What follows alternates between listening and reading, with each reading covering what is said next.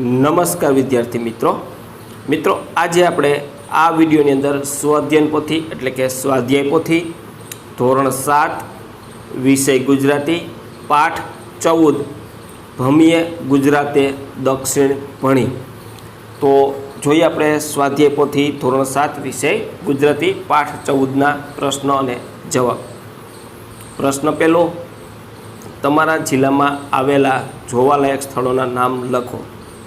તો શિયાળ બેટ, રાજમહેલ, નાગનાથ મંદિર, Ambardi safari park, Khodiyar બંધ। તો તમારા વિસ્તારમાં જે મિત્રો જોવાલાયક સ્થળ હોય એમના નામ લખવાના છે અહીંયા। ત્યાર પછી પ્રશ્ન 2 આવે છે, ઉપર દર્શાવેલ સ્થળોની એક વિશેષતા લખો। શિયાળ બેટ જાફરાબાદ તાલુકામાં અરબ સાગરથી ઘેરાયેલું ગામ છે। તે તેની પ્રાકૃતિક ભૌતિક સ્થળ માટે પ્રસિદ્ધ છે। રાજમહેલ અમરેલીમાં આવેલ છે। વડોદરાના ગાયકવાડ રાજાના વારસાનું સ્થળ 170 વર્ષ જૂનું છે।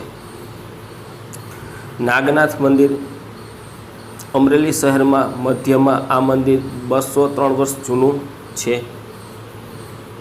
ત્યાર પછી આંબરડી સફારી પાર્ક વન્યજીવો માટે જાણીતું છે।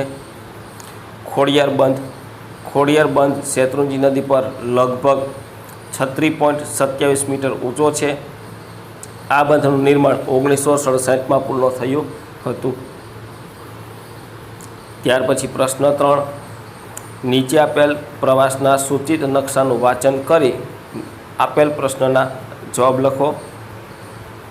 તો અહીં આપણે સૂચિત નકશો આપેલો છે, બરાબર। ગિરનાર, જુનાગઢ, ભાવનગર, અમદાવાદ, રાજકોટ, દ્વારકા, પોરબંદર, આ રીતનો નકશો છે દીવ। હવે આપણે એના આધારે પ્રશ્નનો જવાબ દઈએ। પ્રવાસમાં સમાવિષ્ટ જોવાલાયક પ્રાકૃતિક સ્થળોના નામ લખો। તો દ્વારકા, પોરબંદર, ગિરનાર, દીવ। બેટ એટલે શું? અહીંયા ક્યાં બેટની મુલાકાત લેવાની છે?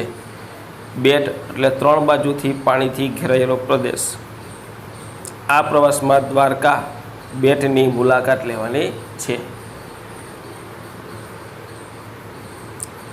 ત્યાર પછી પ્રશ્ન 3, આ પ્રવાસ કયા માર્ગે અને ક્યાંથી વાહન કરી શકાય છે? આ પ્રવાસ હવાઈ માર્ગ, જળ માર્ગ, જમીન માર્ગથી કરી શકાય છે। બસ, ટ્રેન, વિમાન, જહાજ જેવા વાહનો દ્વારા પણ થઈ શકે છે। ચોથું, દ્વારકાથી બેટ દ્વારકા તમે કઈ રીતે જશો? કેમ? દ્વારકાથી બેટ દ્વારકા સમુદ્ર માર્ગે હોવાથી બોટમાં જઈશું। મિત્રો, આપણી યુટ્યુબ ચેનલ ઉપર ધોરણ 7ના તમામ ચેપ્ટરના સ્વાધ્યાયન પોથીના સોલ્યુશન મૂકેલા છે। મિત્રો, આ સોલ્યુશન તમારે જોતા હોય તો મારી યુટ્યુબ ચેનલના પ્લેલિસ્ટમાં જવાનું, ત્યાં તમને એક ધોરણ 7નું ફોલ્ડર જોવા મળશે। આ ફોલ્ડર ખોલશો એટલે તમને દરેક ચેપ્ટરના સોલ્યુશન મળી જશે।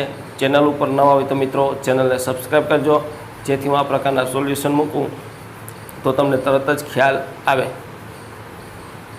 નીચેના શબ્દોના સમાનાર્થી આપો અને તેના વાક્યમાં પ્રયોગ કરો। હવે દરિયો, સમંદર, સમુદ્ર, દરિયામાં પાણી ખારું હોય છે। બેટ, ટાપુ, ચારે બાજુ પાણીથી વીંટળાયેલો જમીનનો ભાગ। ગુજરાતમાં દ્વારકા જોડે બેટ દ્વારકા આવેલું છે। ત્યાર પછી મિત્રો પ્રશ્ન 4 આવે છે, નીચે આપેલ પ્રવાસની જાહેરાત પરથી આપેલા પ્રશ્નોના જવાબ લખો। તો સમર્થ ટૂર આયોજિત પ્રવાસ પાવાગઢ પ્રવાસ છે। રહેવા જમવા સાથે ટિકિટ છે 1500 રૂપિયા, કુલ 3 દિવસ છે। તો આ રીતની આપણી જાહેરાત છે। આ જાહેરાત તમારે મિત્રો વાંચી લેવાની છે।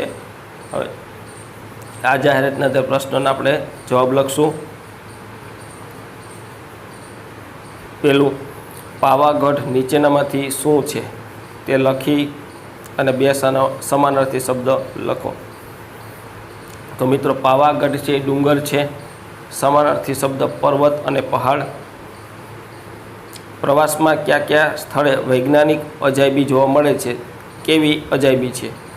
તો કે કૂવામાં એક કુંડમાં ગરમ પાણી તો એક કુંડમાં ઠંડુ પાણી છે. પ્રવાસમાં કયા કયા ધાર્મિક સ્થળોનો સમાવેશ કરેલ છે? તો લાભા મંદિર, પોઈચા મંદિર, ડાકોર, ગલેશ્વર, પાવાગઢ. પ્રવાસના આયોજક કોણ છે? તેમના નામનો અર્થ આપો. પ્રવાસના આયોજક સમર્થ ટૂર છે. તેનો અર્થ સમર્થ પ્રવાસ આયોજક થશે.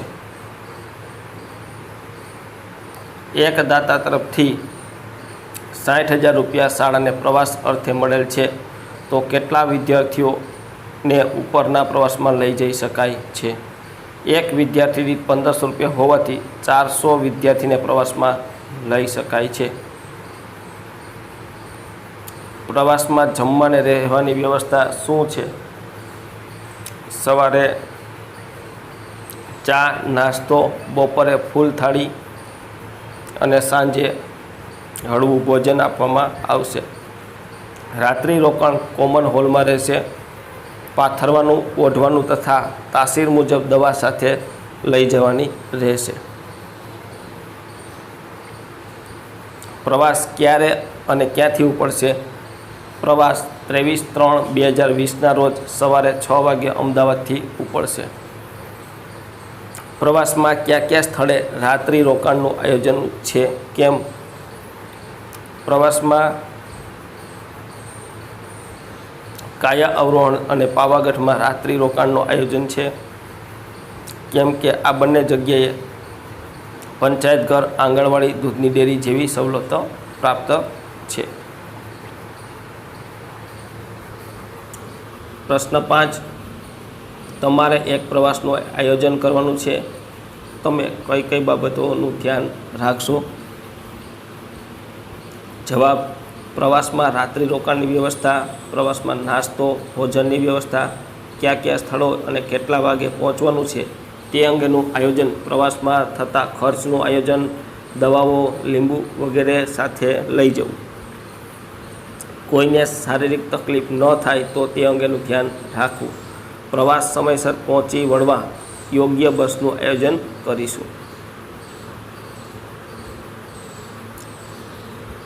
ત્યાર પછી પ્રશ્ન 6.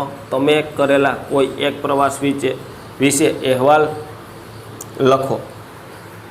વિનય મંદિર પ્રાથમિક શાળા, તાલુકો પાલનપુર, જિલ્લો બનાસકાંઠા, તારીખ 13/1/2020. વિનય પ્રાથમિક શાળામાંથી અંબાજી મુકામે એક દિવસના પ્રવાસનું આયોજન 12/1/2020ના રોજ કરવામાં આવ્યું હતું. જેનું આયોજન આચાર્યશ્રી, શિક્ષકો અને વિદ્યાર્થીઓ સાથે રાખીને કરવામાં આવ્યું હતું. અમારી શાળામાંથી 6 વાગ્યે બસમાં બેસી અમે 7 વાગ્યે પાલનપુર આવ્યા હતા. ત્યાં ચા નાસ્તો કરીને મહાદેવના દર્શન કરી અંબાજી જવા નીકળ્યા. 8:45 વાગ્યે અમે અંબાજી પહોંચી ગયા હતા. મા અંબેના દર્શન કરી સૌ ગબ્બર પર ચઢાણ કર્યું હતું. બપોરનું ભોજન લઈ થોડી ખરીદી કરી 7 વાગ્યે અમે પરત આવવા નીકળ્યા. સાંજે 7 વાગ્યે અમે સૌ શાળામાં પરત આવ્યા હતા. પ્રશ્ન 7. અહેવાલમાં વર્ણવેલ પ્રવાસનો સૂચિત નકશો તૈયાર કરો. વિનય મંદિર, સુઢા, કુંભાસણ, ચડીતર, પાલનપુર, છલોત્રા, દાતા અને અંબાજી. ત્યાર પછી પ્રશ્ન 8. કોષમાંથી યોગ્ય પ્રશ્નવાચક વિશેષણ પસંદ કરી ખાલી જગ્યા પૂરો. તો પહેલી ખાલી જગ્યા છે એમાં કેવો આવશે? ઉષાએ બનાવેલ ઢોસો તમને કેવો લાગ્યો? બીજું, બાળકોને કઈ કઈ રમતો રમવી ગમે? રમાએ શી વાત કરી? મહેશ પાસે કેટલા રમકડા છે? રાત્રે આકાશમાં શું દેખાય? પુસ્તક મેચમાં વિદ્યાર્થીઓએ કયા કયા પુસ્તકો જોયા? પુસ્તક મેળામાં વિદ્યાર્થીઓએ કયા કયા પુસ્તકો જોયા? પાણીમાં ફૂંક મારતા પરપોટા કેમ થાય છે? કેરીનો સ્વાદ કેવો લાગે છે? લગ્નના ભોજન સમારંભ પાછળ આશરે કેટલો ખર્ચ થશે? વિપુલ કાલે કોની સાથે મેળામાં ગયો હતો? તો મિત્રો ત્યાર પછી આગળનો પ્રશ્ન આવે છે 9મો. આગળના પ્રશ્નમાં આપેલ પ્રશ્નવાચક વિશેષણનો ઉપયોગ કરી અન્ય એક પ્રશ્નવાચક બનાવો. તમારે કેટલા રૂપિયા જોઈએ છે? તમે શું કરવા અહીં આવ્યા? તમે કેમ અહીં આવ્યા? વર્ગખંડમાં કઈ કઈ વસ્તુઓ દેખાય છે? તમારા સ્વપ્નો કેવા છે? તમે તમારી માતાને કેટલો પ્રેમ કરો છો? તમે સી રીતે પ્રથમ નંબર મેળવ્યો છે? ત્યાર પછી તમે કોની સાથે લડ્યા હતા? તમને કેવા મિત્રો ગમે છે? તમે ક્યાં રંગોથી હોળી મનાવી? તો મિત્રો આ તો આપણું ધોરણ 7 વિષય ગુજરાતી ચેપ્ટર નંબર 14 ભમીએ ગુજરાતે દક્ષિણ ફળી. તો મિત્રો આવા સોલ્યુશન મેળવવા માટે ચેનલને સબસ્ક્રાઈબ કરો અને આ વિડીયો તમારા મિત્રો સાથે શેર કરો.